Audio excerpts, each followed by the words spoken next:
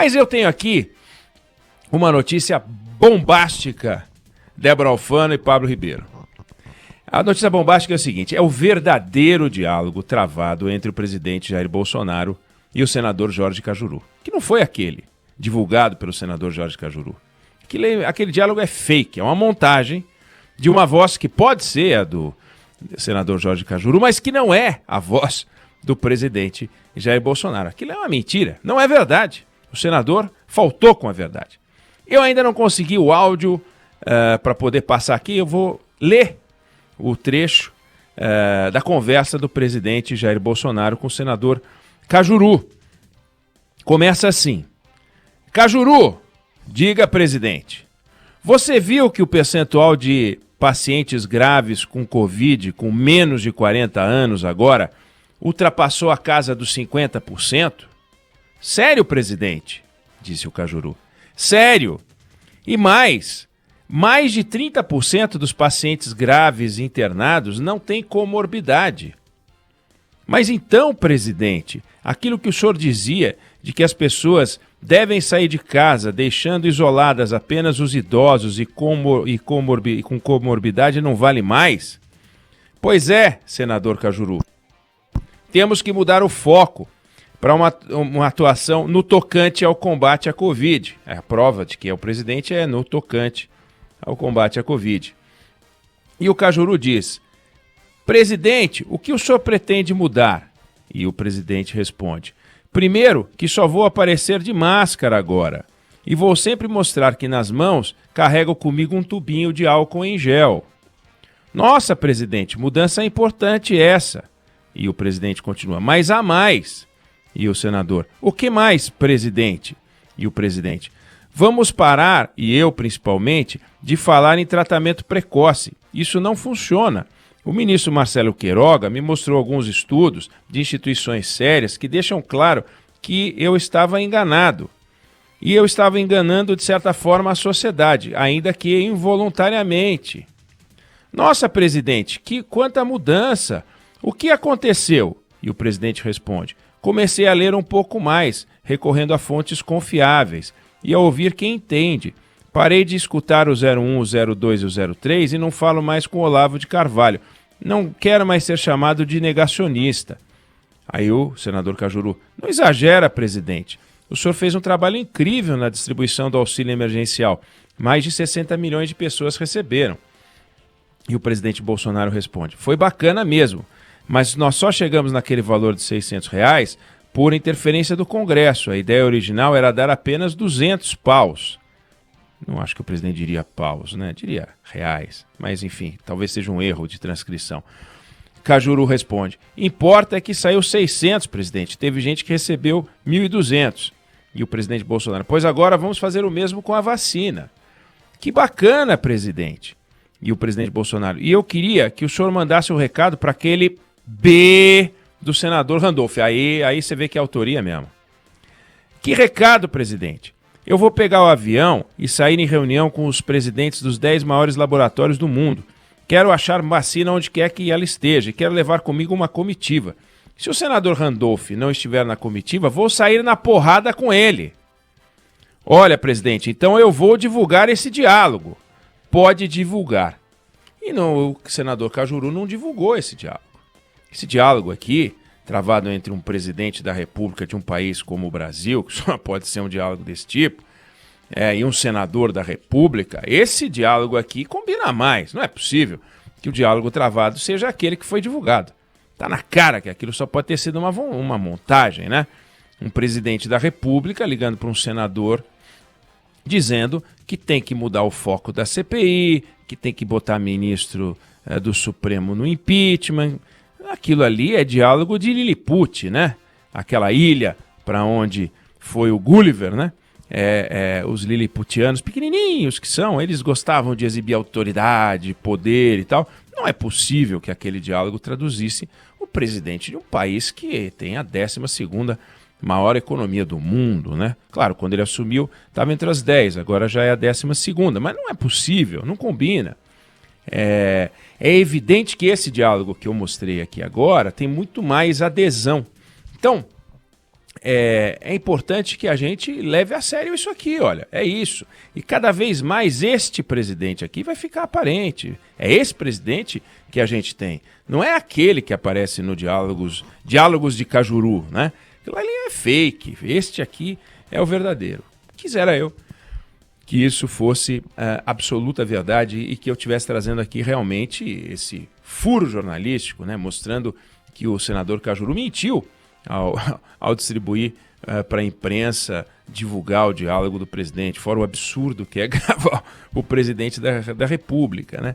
Mas se a gente tivesse um diálogo como esse, a gente poderia dizer, olha que bacana, né? O presidente da República fala com o senador. Quando Pablo, eu morei em Brasília, eu me lembro que às vezes a gente via ali na lista, olha, o presidente vai te receber agora, mas ele está agora em uma audiência com um grupo de senadores. A gente pensa, bom, estão discutindo coisas da maior importância. Olha lá o que eles discutem, né? É o que o senador Cajuru mostrou. Uma tentativa de interferir aqui, interferir ali, etc. e tal. Teve gente que viu crime naquilo, teve gente que não viu crime naquilo. Agora, liturgia não tem, né? Dignidade não tem, decoro não tem, altivez não tem, estatura não tem. Isso não tem, né? Em vez de sair na porrada com a Covid, como nesse diálogo fictício aqui, ele quer sair na porrada com o senador da República. Claro que quando ele fala sair na porrada é brigar, provavelmente não é sair, atravessar a esplanada. E cadê o gabinete do Randolph? Que aliás ele deve saber onde é evidente, para bater. Quer dizer, o Brasil definitivamente não merece isso. O Brasil merece uma discussão de alto nível. Nós estamos no meio de uma pandemia. Nós não estamos no fim da pandemia. O ministro da Saúde, num café da manhã com os jornalistas, mostrou, gente que já tomou a primeira dose, tem 1,5 milhão que não foi tomar a segunda. 1,5 milhão de pessoas. Olha que barbaridade. Nós estamos com 28 milhões de doses dadas, aliás, de pessoas vacinadas. Temos 200 milhões de pessoas para vacinar. O caminho vai ser longo. No final de semana, o ministro da Saúde, lamentavelmente, apresentou essa informação, mas felizmente a gente ouviu aparentemente a verdade. Disse que só a partir do segundo semestre, possivelmente em setembro, a gente vai conseguir atingir algum marco razoável, né? Porque nós estamos com um problema sério de suprimento de vacinas. A realidade vai se impondo.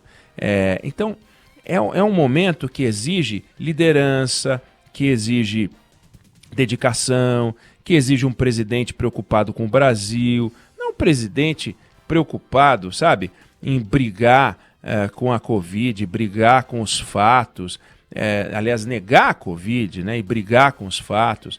Ele tem que apoiar os governadores e prefeitos, não brigar com eles. Ele tem que procurar a luz no final do túnel e não tentar manter o país no escuro. Tem que abraçar a ciência e não dar as costas para ela. É disso que o Brasil precisa. Dá tempo do presidente se regenerar, reverter a posição dele? O tempo dá, né?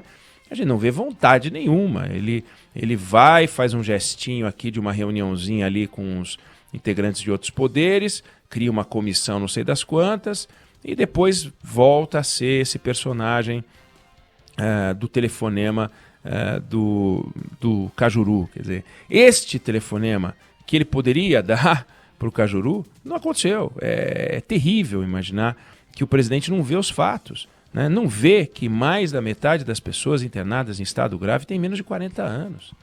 Menos de 40 anos. Mudou tudo, presidente.